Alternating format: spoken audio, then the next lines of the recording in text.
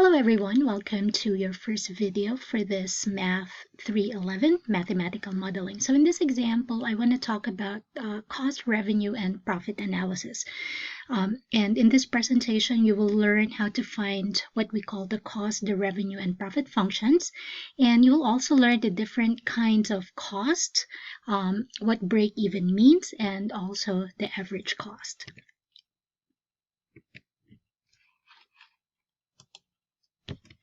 So we have this given here that the cost of producing 5,000 units of a product is $90,500, and the cost of producing the same product for 15,000 units is $115,500.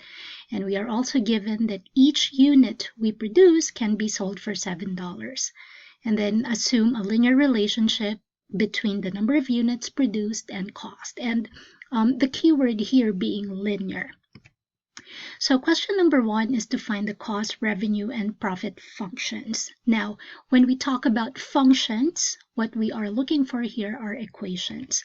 And I want to start off by defining clearly what the letters represent.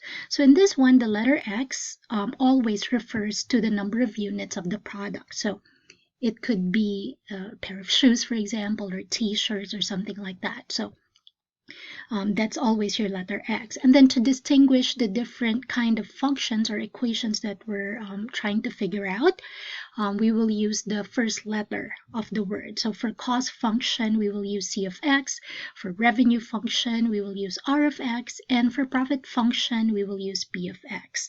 All right, so it is important to understand here that what we are looking for are equations, right? So equations that calculate the cost, revenue, and the profit. So first, let's find the linear cost function. And we learned from algebra that linear equations can be transformed into mx plus b. So then the linear cost function we're looking for is C of X equals mx plus b. So the first step is to find 2 points that we will use to build the cost function or equations. And since X is the number of units, it is always the first number in our ordered pair.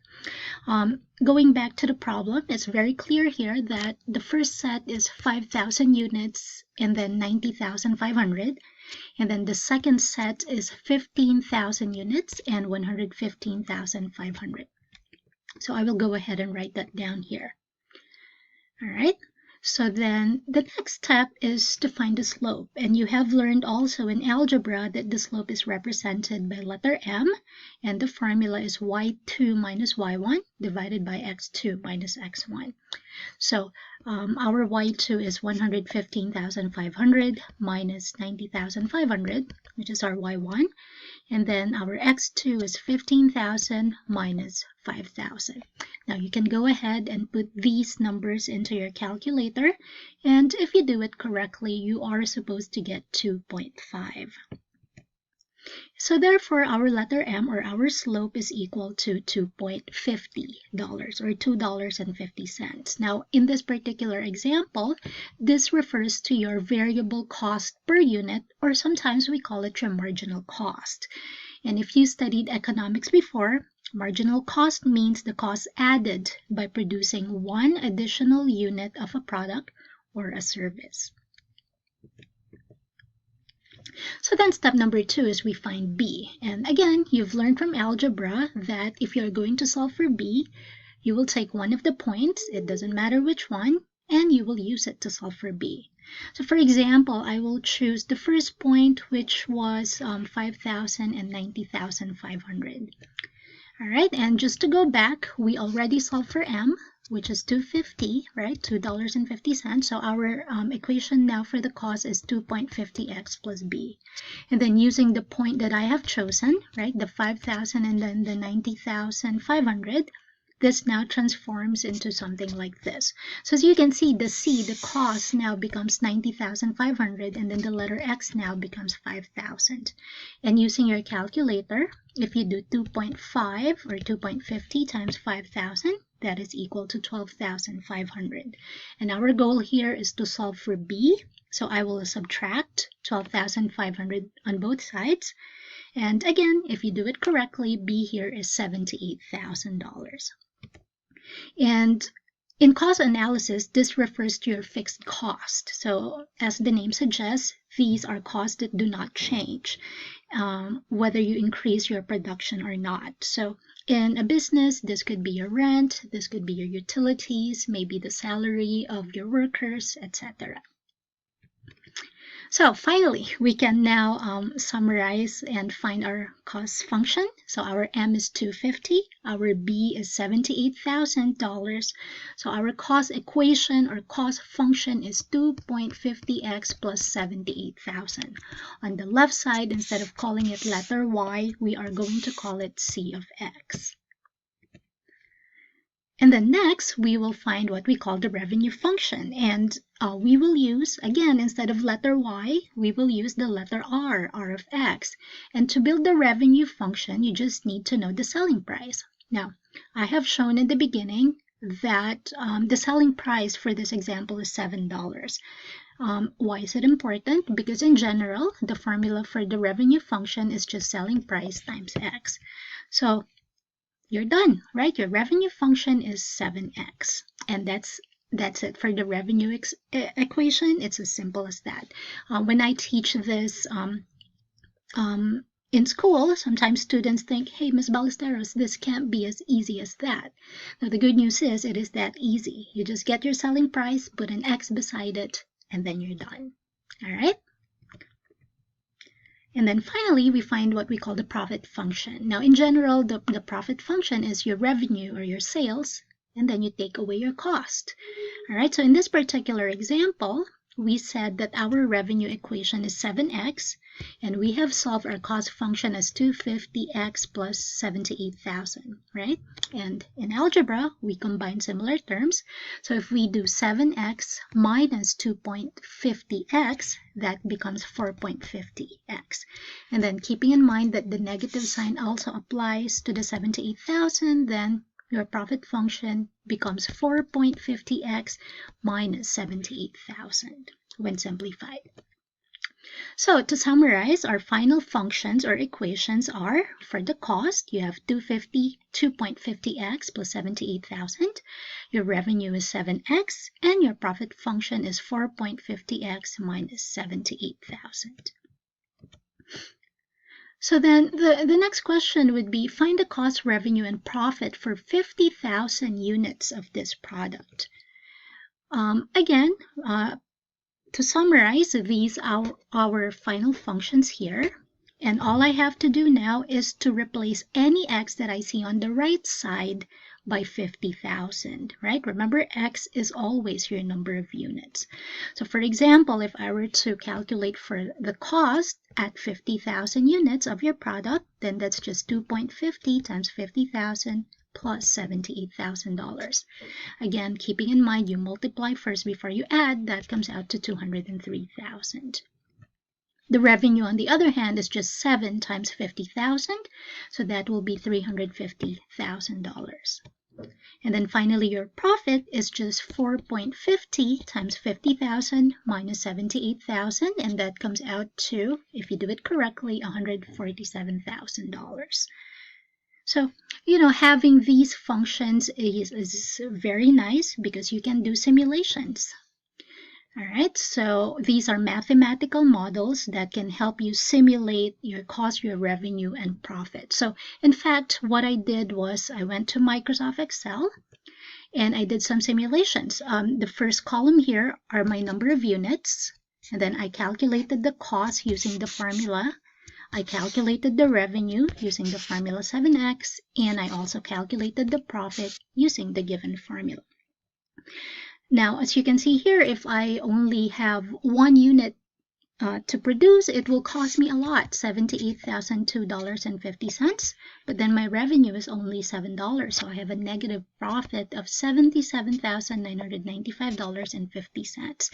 And so if you take a look at the profit, right, the red marks here are negative profit. So in fact, even if as you can see here, the number of units is 10,000, right? I will still have a negative profit of $33,000.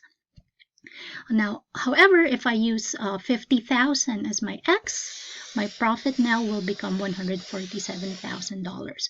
So what this is trying to tell us is our break even, right? So if you studied economics before, your break even means how many units you need to sell so that you will you will have a profit of 0. So it's very clear that from this table, it's between 10,000 units and 50,000 units. Now, exactly how much is it? That will be our next goal. What's the break-even point? All right, so the break-even point is, as I've said, when you do not make any money, but also you do not lose any money. So in terms of the equations, that is when your profit is $0. So as a reminder, this is our profit equation. And if we make the profit equal to 0, right, then we will have this equation right here, right? And then remembering your algebra, if I add 78,000 on both sides, that will isolate the x, right? And then I will divide both sides by 4.50. I can cancel out the 450 and I have x on the right. And then using my calculator, I just do the division and that gives me an x of 17,333.3333.